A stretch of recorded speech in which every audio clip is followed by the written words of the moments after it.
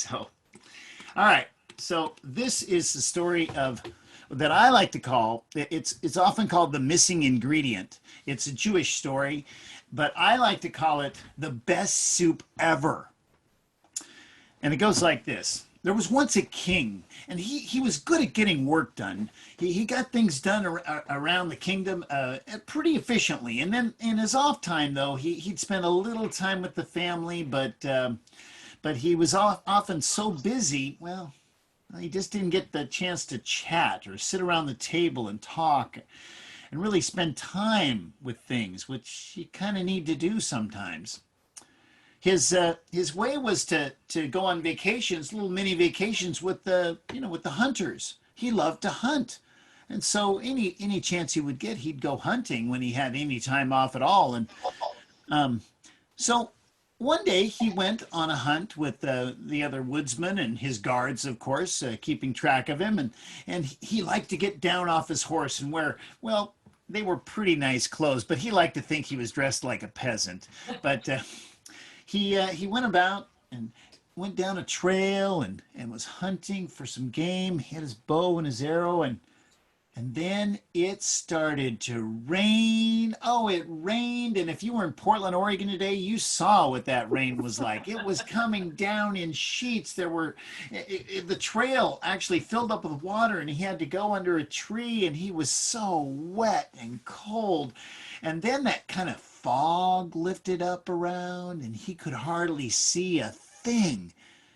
And so he walked along and he goes, now I think this was the trail. There seemed to be two or three trails now, and there was a little stream of water in each one. And he walked along, and it wasn't too long before he realized it wasn't the trail that he had come in on. In fact, he was lost. And he considered himself quite a woodsman, and this was his kingdom, and he was a little embarrassed almost. So he walked along, and it was started to get dark, and oh, what have I done? I'm lost in my own kingdom. And then he saw a little house, and there was smoke coming out of the chimney, and he thought, oh, I bet there's a warm fire in there. I could really use that. He was really cold. He walked over to the house and he knocked at the door, and it was an old man and woman. They said, well, hello, come in. You're sopping wet. Come in, come in, come in. Sit down. Let's get you out of those things. I've got an old shirt you could wear. And before long, he was wearing the other man's clothes, and they were sitting, and all of his clothes were drying all around the house, around the fire. And they said, well, have some tea. And he had some tea, and they were having their little ritual that they liked. Well, we want to talk about our day and what we did. And so he said, well, I went hunting today. And then they said what they had done, mostly work. And then they had a good meal. And then they sang some songs. And that meal was the soup, oh, it was delicious. There were beans in it, and there were vegetables. And at this point, I usually ask the children if they what kind of vegetables, but I don't see them too many in the offing. Carrots. Turnips. But anyhow, he had a good that soup was so good. It was perfectly spiced. He'd never had soup that good in his entire life. Oh. Well, he felt his clothes. He said, well, I better get my clothes back on. They said, well, of course. Well, they helped him. They helped him get changed again. And, they could tell he was at least a nobleman. His clothing was really nice. But suddenly there was a knock at the door.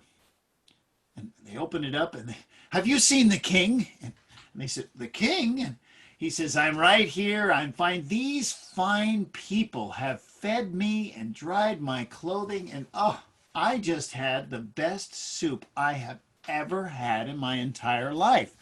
And it came from this modest kitchen. Can you believe it? Could I have the recipe?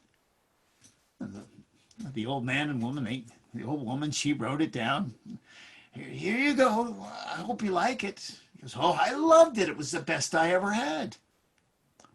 And when the hunting trip was over, he went back to the castle, and went back to work again, doing the same thing he'd always done, just coming in for a meal, swooping in, having the meal, and then leaving.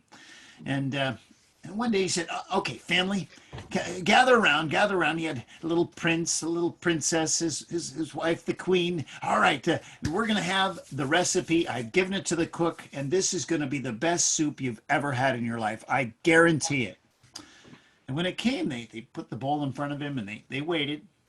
The king took a little sip.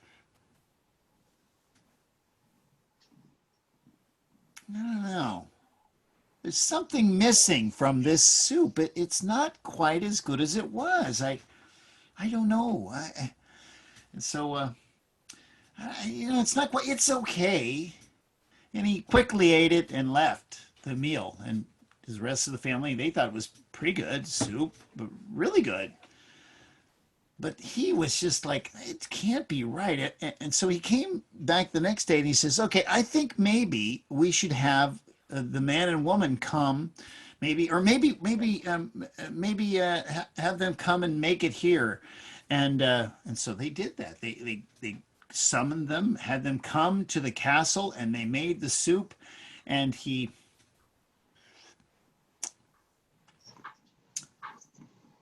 it's okay, but there's something missing. It's not quite as good as it was. I can't put my finger on it though. And they told the man and the woman they could go, and that somehow it was different. And the next day he got an invitation from the old man and the old woman to come to his house, come to their house. And they thought it was very strange and that they would make the soup at their home. He goes, "Oh, that might be a good idea. Let's do that." And so they all rode off, the whole royal family, and of course all the guards and everything, and they went. And he went into the little house. He got the family in there. They barely fit the whole family in the house, and they sat down to eat the soup. And no, it's not as good. It's still not as good. And then the old woman smiled and said, "Well, I think the missing ingredient is something else, sire." "What's that?" "Well, that night you were awfully cold, and we brought you in and warmed you up. And we had stories we told, and we shared what we'd done during the day. And you remember we were singing, I think, when the men knocked at the door, even though you were in your dry clothes." He goes, "Oh, yeah, we were. It was nice." He goes, "I think the missing ingredient was that sharing, Oh, that time together." Well, after that, the king always made sure to sit down and eat the meal and be present when his family was there. And that's how you can get the best soup or stew or casserole every time. That's the story. I'm sticking nice. to it. Yay! That was lovely. Love that. All right, I think, let me think, what will I do next? Well, I'm going to do the talkative turtle just because I like to do it. And my wife likes it a lot. She's like, "Do the talkative turtle." And I'm like, "I think I did it last time." And she'll say, "Do it again." Pat Peterson just made the mistake of complimenting me on how well I told it at some national thing. So it's her fault too. On a Zoom. Once, a long time ago, turtles had smooth shells. Yeah, they weren't all cracked like they are today. They were nice and smooth, and well, you could see yourself in them. They're like a mirror. It was like the bumper on a 1957 Chevy. Really nice. And Turtle knew it too. He was always talking, "Hey, have you seen my shell? Hey, pretty nice shell, huh? Pretty great, huh? Hey, nice shell, huh? I know your fur is good. Oh, huh? You gotta like the shell." And he loved to talk. He talked all the time. And well, like for example, in a regular day, a deer might come down and get a drink of water at the pond because, of course, the turtle lives at the pond, and deer come down. Hi, deer. Hi. Have you noticed my shell today? Yeah. Hey, I like your fur. I like it a lot. But you used to have spots. Do you remember? You had spots. What happened to those spots anyway? Did they just like fall off one day, or when you were young? And hey, and what about those horns? Don't they get caught on things? And hey, where are you going? No, oh, they did not want to talk to the turtle. And Bear would come down. Hey, Bear, how you doing? Hey, boy, you sure got a lot of fur. How much fur do you have anyway? I don't have fur. I have a shell. That shiny shell, you can see yourself right in it. You can see what you look like. Hey, I've been meaning to ask you. They say you eat berries, but how do you eat berries? I mean, you don't have opposable thumbs, so how do you do that? I mean, where are you going? And it was like that all day long. He was insufferable. Well, time went past, and one day in spring, early spring, two beautiful birds came flying out of the sky, around and around the pond, and then came down and swooped right into the pond with their feet down, and it looked like they skied in.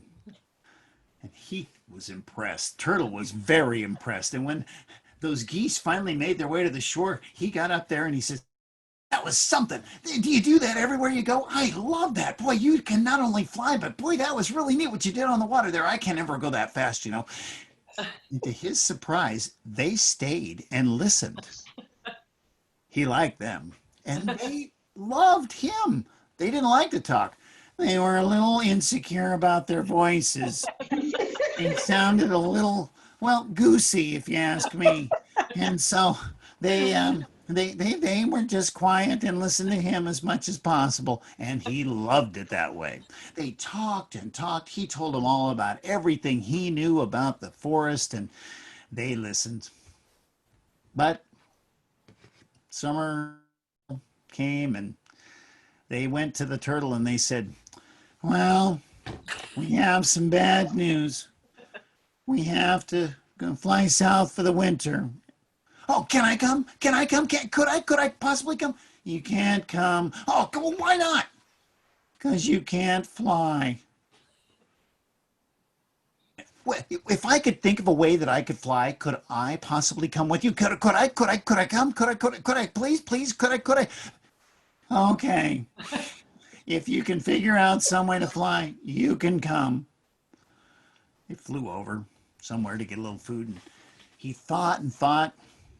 And when he finally got back together with them, he came up to them with a big, long stick in his mouth. Dropped it. This is how we're going to fly. I'm going to fly with this. You know what? I'm going to fly. You're going to grab one side, and you're going to grab the other side, and then I'll bite the middle, have it in your bills, and I'll have it in my mouth, and I'll fly. Okay. And so one grabbed one side, and the other grabbed the other, and then he went, right in the middle. He said, go ahead, go. They started to flap their wings, and he was flying. He had the best view of the pond he'd ever seen in his life. And they flew around and came back down to the pond, and he was very excited. Hey, it worked. See, I told you I can go then. Well, we're a little worried. What are you worried about? You saw that it worked. Well, you'll have to keep shut the whole way. I can do it. I promise. I really want to go with you guys. I really do. I want to see all the things. Okay. Uh-oh. So one goose grabbed one side and one grabbed the other end. And the turtle, he went, oh, go ahead. They started to flap their wings, and they flew. Oh, they flew over streams and valleys and cities. Oh, it was wondrous, over mountains. He'd never had so much. This is fantastic. Oh, look at this place. Oh, the world is so cool. Went down a long time. finally they came down very low. There was a little town, and there was a pond nearby. They were going to take a rest, and they went down very low over the town, and they went over a school. And there were some little girls out playing, and they looked up and look at that. It looks like two geese. And what do they have? They've got, I think that's a turtle on a stick. Those geese must be the smartest geese in the entire world. Those geese are so smart. And pretty soon all the kids were chanting, those geese are smart. Those geese are smart. Turtle heard that and he was like, it was my idea. I had the idea. Didn't take what I on it. The children, they couldn't hear the mumbling like you barely can. What was my idea? Finally, he opened up his mouth. It was my idea. And down, down, down, down, down he fell until bam, right on that nice, smooth shell. Oh, it was cracked up. Well, just like you see them today. They've always been that way ever since. And it's also why you've never heard a turtle. They learned how to keep their mouths shut. That's the story of the talkative turtle. Good one. Good one. See why I like that one?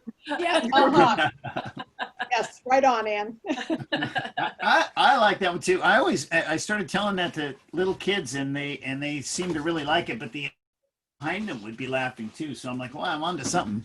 So, I'm going to tell something I don't normally tell if I'm doing it for like business or something. I really just rediscovered this story a little while back, and my friend Marianne Barnard had told it to me once.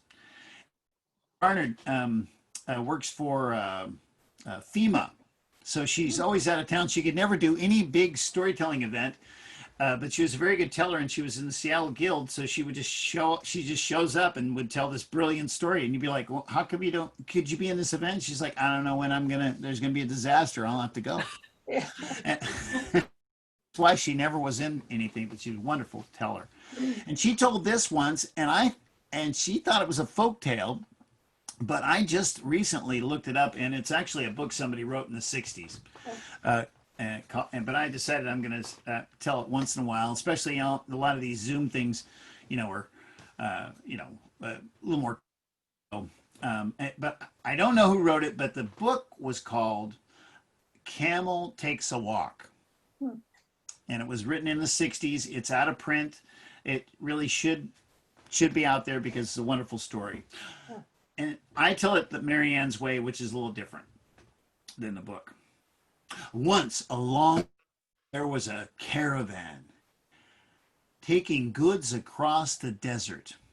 And of course they had many camels, and they walked along until they came to a little oasis, and there was like a little jungle there. And but they did not park the camels in the shade. They had them all sit down about maybe 50 feet from the shade, and they just sat them down, and then they went about getting things ready for them for the night, all the merchants in the caravan. And one camel started getting, camels can take it, but it doesn't mean they're not hot. So the camel looked around and shade.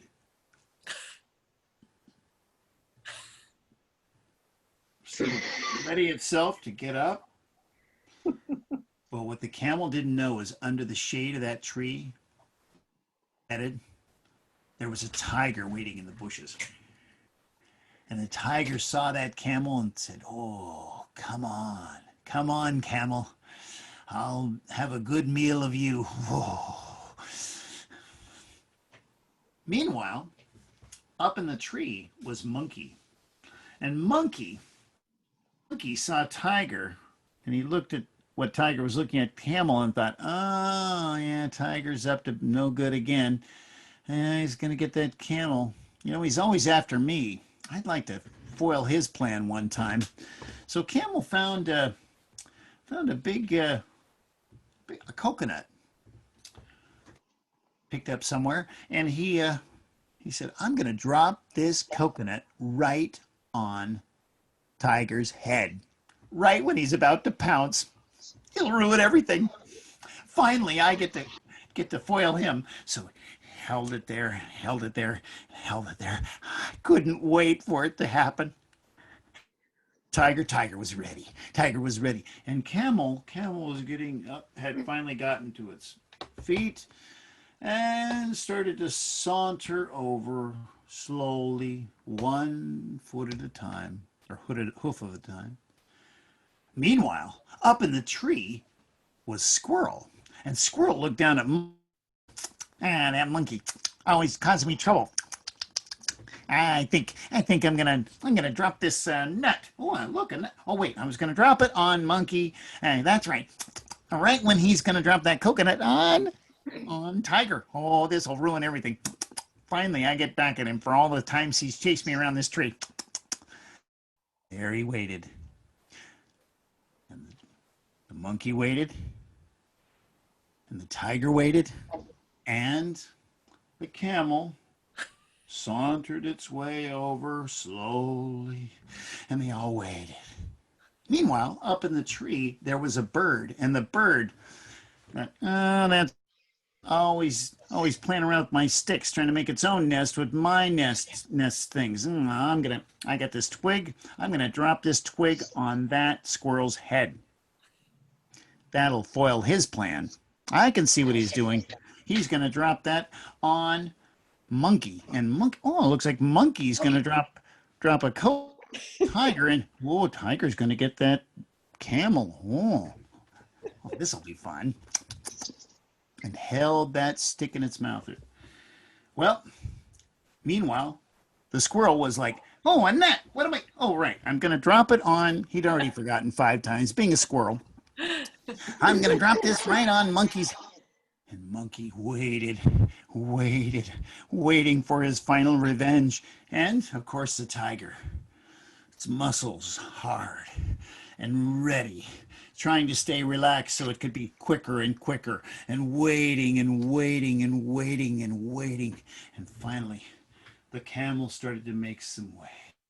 It was almost in the shade. Its nose went in just a little bit, and the tiger started to tremble with anticipation. It wanted to leap so much. And the monkey was holding that coconut like this. Any second it was all going to happen. And the squirrel said, "What am I doing? Oh, wait. Right. I'm going to drop this on Monkey. Right. Oh, I can't wait." And then the bird, "Oh, I can't wait. I'm going to drop this right on the squirrel." Oh, they were all so ready. The camel moved its nose all the way into the shade. They all tensed up. And at that moment, there was clanging over at the caravan. And the camel turned. And they were watering and feeding the camels. And the camel strode back over to the caravan. And the tiger relaxed. And the monkey went, relaxed. And the squirrel went, "What was I doing? Oh, right. Now I can eat this nut." And the bird, "Well, I'll add this to my nest." Oh. Nothing happened.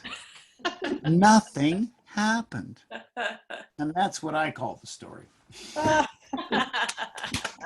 What's the name of that book? It's a Camel Takes a Walk. Okay. And you can get one, but I think they're all out of print, and Yeah. so they, it's pretty tough to find. All right, we'll do this just to end, and I'm going to look at you. Yay! I've been, like I say, I'll look at myself, and I don't want to look at myself. I get it on gallery. All right, can you hear me? It goes like this. Come on and sing, sing, sing, sing. Come sing with me.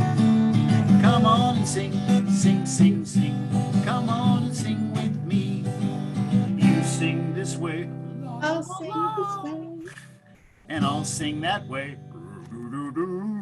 We'll come back together and we'll sing all over again. All right, what should we do? Clap. Come on and clap, clap, clap, clap. Come on and clap with me. Come on and clap, clap, clap, clap. Come on and clap with me. You clap this way, and I'll clap that way.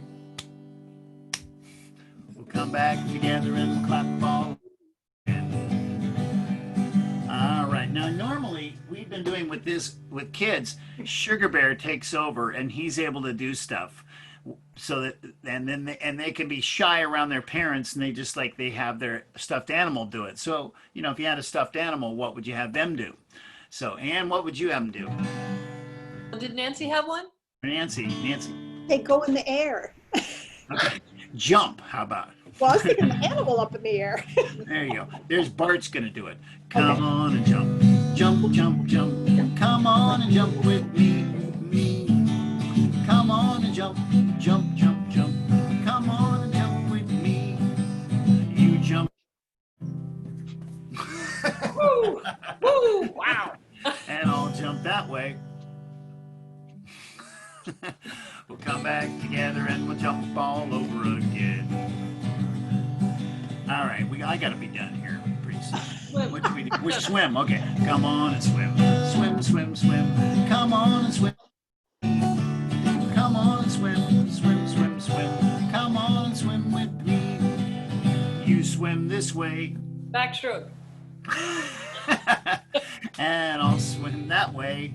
Doggy paddle. Come back together and we'll swim all over again. All right, we'll do dance. That's come on and dance. Dance, dance, dance. Come on and dance with me. Come on and dance. Dance, dance, dance. Come on and dance with me. You dance this way. And I'll dance that way. Back together and we'll dance all over again. Woo! Oh, Thank you so much, Norm. Oh, you're welcome. It's fun. It's fun. Good. Good. good to you. Good job. All We right. certainly appreciate you putting in the effort to be here and perform to us. I recorded wait, hold on.